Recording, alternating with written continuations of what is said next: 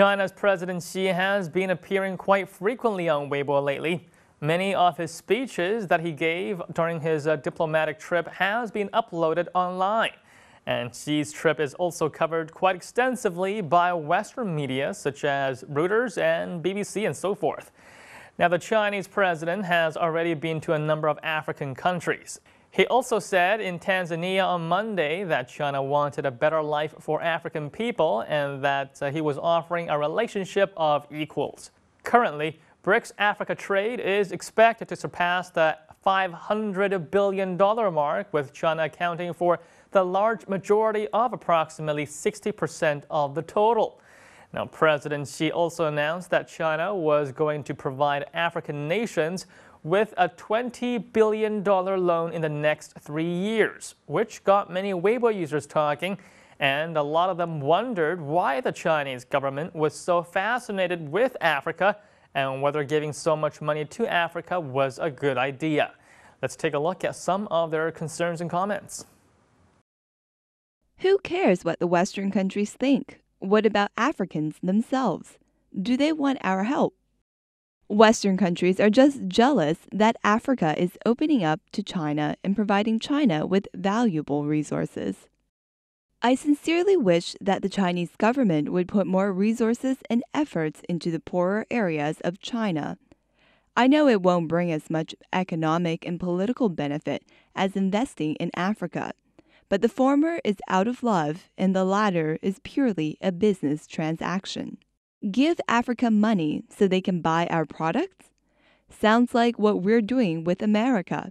Don't forget there is still plenty of work to be done in China. If you don't do a good job in China first, what's the point of expanding your influence abroad?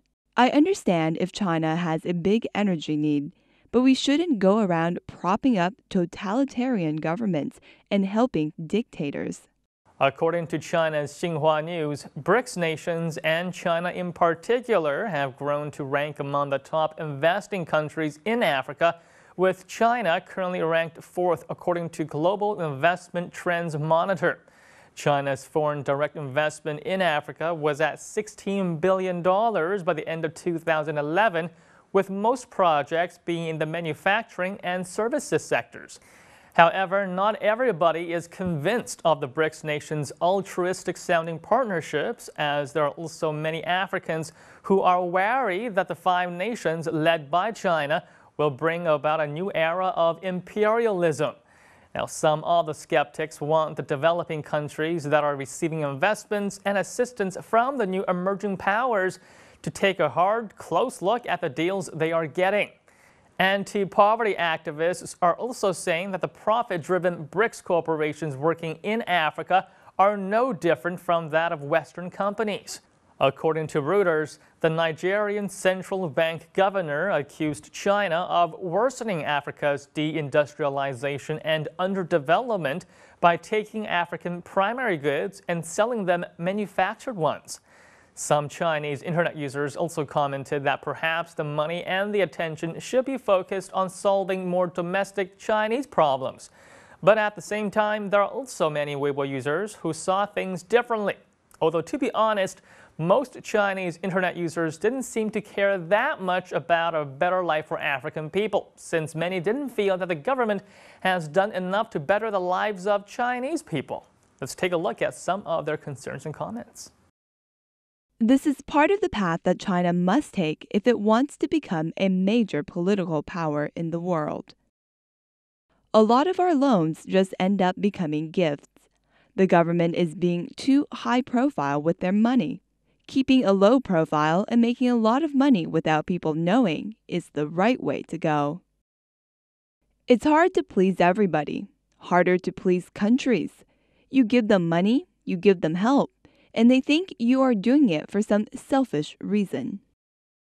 A lot of people these days think that China helping other countries is about giving the government face, and that it's a waste of resources. I don't agree. If this was a business transaction, then I have nothing to say. But since it is a loan, then I think it should have been voted on by the People's Congress. Why should we give Africa a loan? BRICS leaders are trying hard to present themselves as partners and cooperators, a better partner than the traditional Western powers. One of the advantages that China has over the West, according to Zhong Jianhua, China's special envoy to Africa, is that of China's history.